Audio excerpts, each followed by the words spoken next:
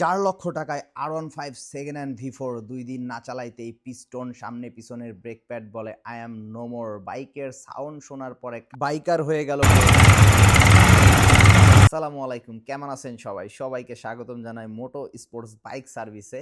তো একটা বাইক আসছে রাজশাহী থেকে R15 V4। তো বাইকটার স্মোক হচ্ছে, সাইলেন্সার দিয়ে কিন্তু প্রচুর পরিমাণ স্মোক হচ্ছে। এছাড়াও বাইকের সাউন্ড কিন্তু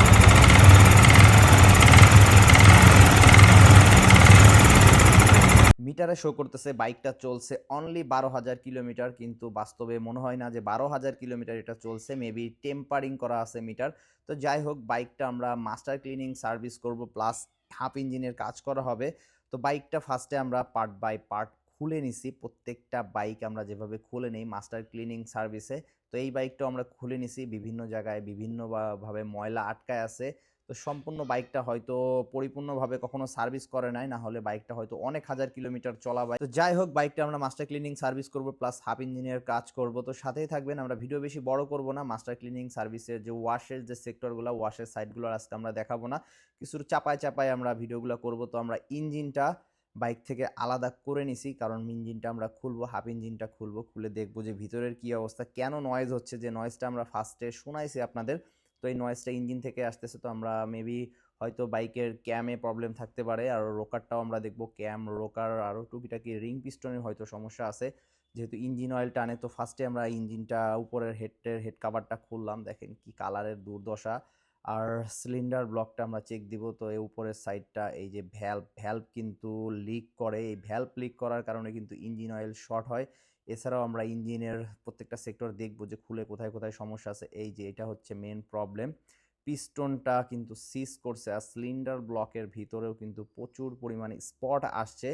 তো যার জন্য একটা এক্সট্রা নয়েজ আছে, প্লাস ইঞ্জিন অয়েল কমে যায়। তো এই বাইকের আমরা কি কি চেঞ্জ করব, এখানে এখানে আছে হচ্ছে ইঞ্জিন অয়েল, আছে ভ্যালভ অয়েল সিল, আছে timing chain, engine oil filter, এছাড়াও সিলিন্ডার ব্লক কমপ্লিট সেল, এখানে আছে রিং পিস্টন, এছাড়াও ক্যামটাও চেঞ্জ করা হবে। তো আমরা এখানে লেদে পাঠাইছিলাম, লেদ থেকে কাজ করে আনা হয়েছে। এখন ভ্যালভটা জাস্ট আমরা এখানে বসায় দিচ্ছি। আর ভ্যালভের যে বাদবাকি স্প্রিং আছে, প্রত্যেকটা স্প্রিং সেট আপ করে দিব। ক্যামেও কিন্তু সমস্যা, দেখেন ক্যামটা কিভাবে দাগ পড়ছে, এখানে বোঝা যাচ্ছে কতটা স্পট আছে। তো ক্যামটাও আমরা চেঞ্জ করবো। এছাড়াও টাইমিং চেনের অবস্থা দেখেন, টাইমিং চেনটা হয়তো ক্যামেরায় বুঝতে পারবেন কতটা খারাপ অবস্থা। তো রোকারটা ভালো আছে, আমরা ভাবছিলাম হয়তো রোকারের সাউন্ড থাকতে পারে, তো এটা রোকারের সাউন্ড না, রিং পিস্টন এবং ক্যাম থেকে এই সাউন্ডটা আসতেছিল। তো আমরা এটা পরিবর্তন করে দিব। তো এখানে সিলিন্ডার ব্লকের সাথে আমাদের সাথে প্রত্যেকটা পার্টস কিন্তু এখানে আসেই। তো এই প্রোডাক্টগুলো এখান থেকেই নেওয়া হয়েছে, পাশে রাজীব অটো থেকে এই প্রোডাক্টগুলো ক্রয় করা হয়েছে। তো আপনারা যারা প্রোডাক্ট সাথে নিয়ে আসতে চান, সাথে নিয়ে আসতে পারেন, অথবা রাজীব অটো থেকে এখান থেকে নিতে পারেন। তো আমরা ইঞ্জিনটা এখন সেটিং করে দিব। তো ভিডিও বেশি আমরা বড় করব না, শর্টে আমরা ভিডিওটা আপনাদের মাঝে শেয়ার করব।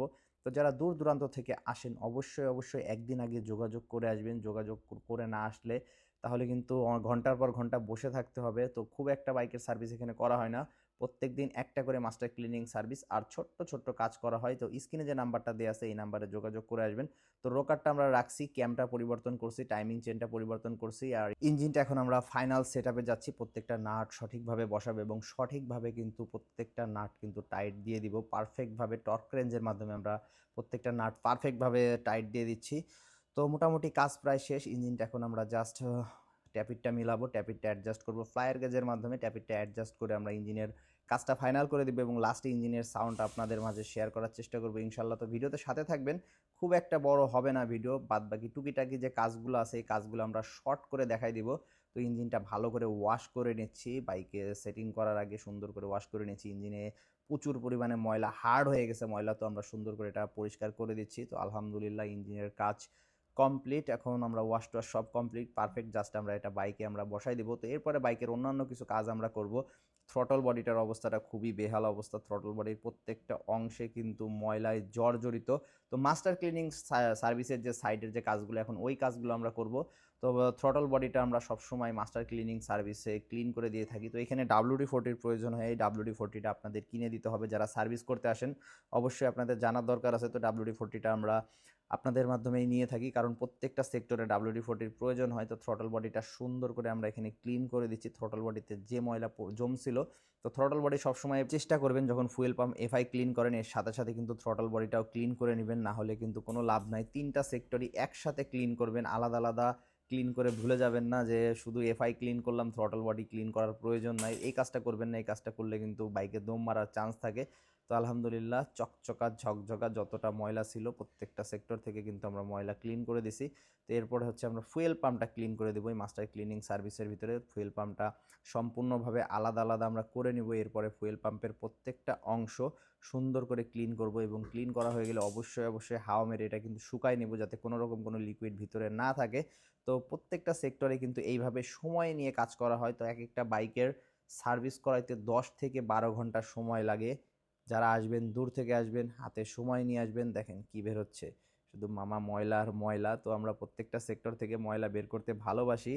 তো যারা আসবেন একটু সময় নিয়ে আসবেন, আর বিশেষ করে যাদের সাথে নিয়ে আসবেন তারা যেন ধৈর্যশীল মানুষ হয়, কারণ আপনার বাইক আপনার কাজ করা দেখতে খুব ভালো লাগে, কিন্তু যাদের সাথে নিয়ে আসবেন তাদের কিন্তু বিরক্ত লাগে, এতটা সময় লাগে। যার কারণে যারা আসবেন বুঝে আসবেন, যাদের নিয়ে আসবেন বুঝে নিয়ে আসবেন। তো সামনের ব্রেক প্যাডটা হচ্ছে কপি, একদম বাংলা মাল। তো এই সব প্রোডাক্ট কিন্তু ইউজ করবেন না। এইসব এত দামি গাড়িতে কেন 2 নাম্বার প্রোডাক্ট ইউজ করতে যাবেন, অরিজিনাল প্রোডাক্ট ইউজ করবেন। পিছনের ব্রেক প্যাডটা একদম লেভেল হয়ে গেছে। তো সামনে এবং পিছনের 2টা ব্রেক প্যাডই আমরা পরিবর্তন করে দিব, যেহেতু পিছনেরটা কোনো লাইন নাই আর সামনেরটা কপি, যার জন্য এটা পরিবর্তন করে দিব।